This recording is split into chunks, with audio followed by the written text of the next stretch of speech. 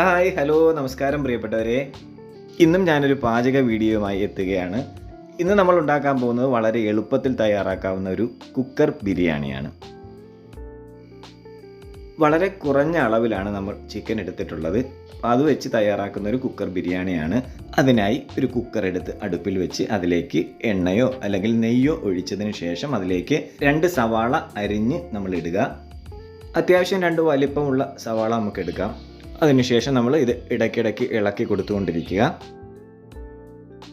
ഇനി നമ്മൾ മിക്സിയുടെ ജാർ എടുത്തതിന് ശേഷം അതിലേക്ക് പട്ട, ഏലക്ക, ഗ്രാമ്പൂ, പെരിഞ്ചീരകം, അതുപോലെ തന്നെ 2 പച്ചമുളക്, 2-3 ചെറിയ ഉള്ളി, ഒരു കഷ്ണം ഇഞ്ചി, 2-3 അല്ലി വെളുത്തുള്ളിയും ചേർത്ത് കൊടുക്കുക.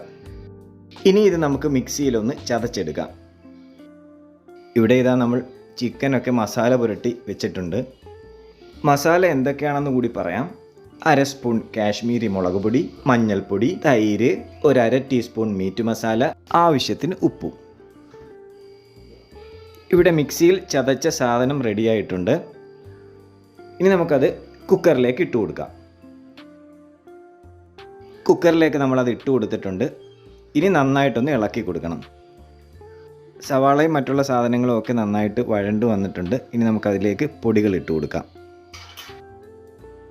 1/2 സ്പൂൺ മല്ലിപ്പൊടി, 1/4 ടീസ്പൂൺ മഞ്ഞൾപ്പൊടി, 1/2 സ്പൂൺ മീറ്റ് മസാല,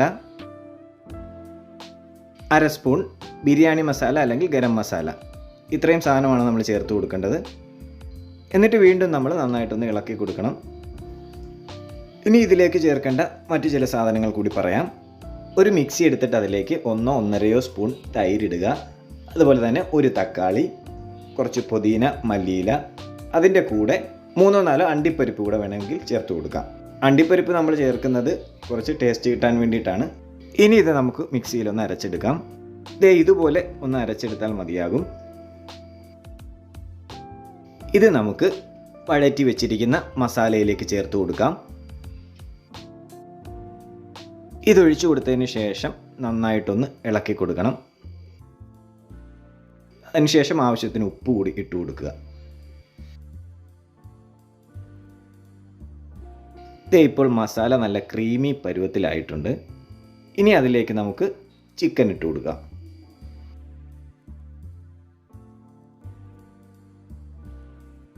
ചിക്കനും മസാലയും കൂടി നന്നായിട്ട് ഇഴുകിച്ചേരത്തക്ക രീതിയിൽ ഒന്നുകൂടി ഇളക്കി യോജിപ്പിച്ച് കൊടുക്കുക.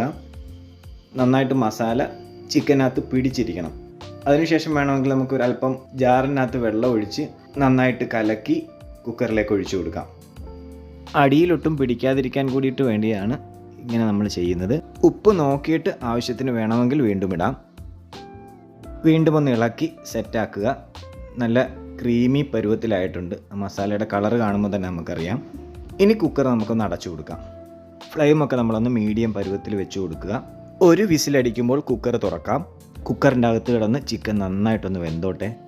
ചിക്കൻ അങ്ങനെ കുക്കറിൽ കിടന്ന് വേകുന്ന സമയത്ത് നമുക്ക് അരി വേവിക്കാനുള്ള പരിപാടി നോക്കാം. ഞാനിവിടെ ചെറിയ ബിരിയാണി അരിയാണ് എടുത്തിരിക്കുന്നത്. 1.5 ഗ്ലാസ് അരി അതിന് വേണ്ടിയിട്ട് എടുത്തിട്ടുണ്ട്. ഞങ്ങൾ ആളെണ്ണം കുറവായതുകൊണ്ടാണ് കുറച്ച് ക്വാണ്ടിറ്റി എടുത്തിരിക്കുന്നത്. അല്പനേരം നമുക്ക് ഈ അരിയൊന്ന് വെള്ളത്തിൽ കുതിർത്ത് വയ്ക്കാം.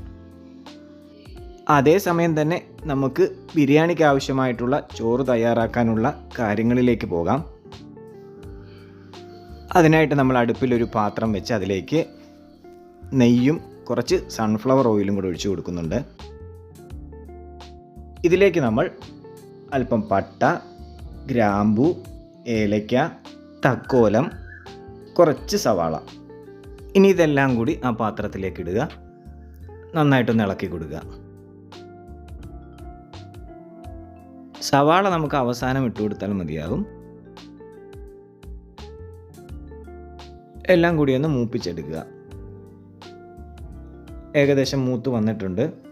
ഇനി അരി വേവാൻ ആവശ്യമായിട്ടുള്ള വെള്ളം ഒഴിച്ചു കൊടുക്കാം.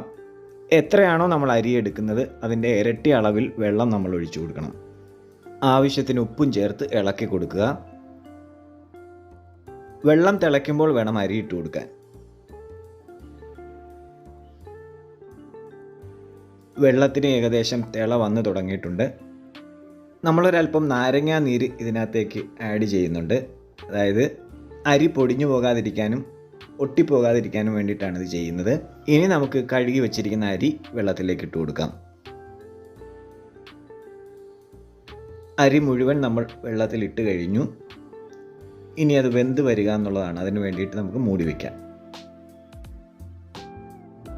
വേകാനുള്ള സമയമായിട്ടുണ്ട്. നമുക്ക് തുറന്നു നോക്കാം.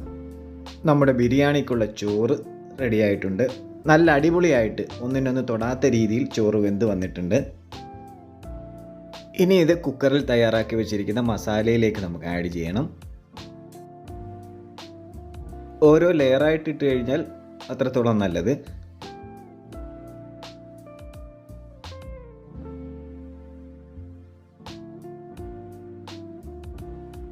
ഇവിടെ നമ്മൾ ചോറിനിടയിൽ ഓരോ ലെയറിലും ഇടാനായിട്ട് അണ്ടിപ്പരിപ്പും മുന്തിരിയും സവാളയും വറുത്ത് കോരി വെച്ചിട്ടുണ്ട്. ഓരോ ലെയറിലും നമുക്ക് നെയ്യ് ഇട്ട് കൊടുക്കാം. അതുപോലെ തന്നെ ഈ അണ്ടിപ്പരിപ്പും മുന്തിരിയും സവാളയും വറുത്തതും ഇട്ട് കൊടുക്കാം. ലേശം മഞ്ഞൾപ്പൊടി ചേർത്ത പാൽ ഒഴിച്ചു കൊടുക്കുന്നുണ്ട്. ചെറിയൊരു കളറിന് വേണ്ടിയിട്ടാണ്.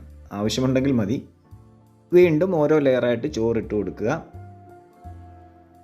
ഏറ്റവും മുകളിലും നമ്മൾ അല്പം നെയ്യും നേരത്തെ വറുത്ത് വെച്ചിരിക്കുന്ന അണ്ടിപ്പരിപ്പ് മുന്തിരി സവാള വറുത്തത് അതുകൂടി ഇട്ട് കൊടുക്കാം.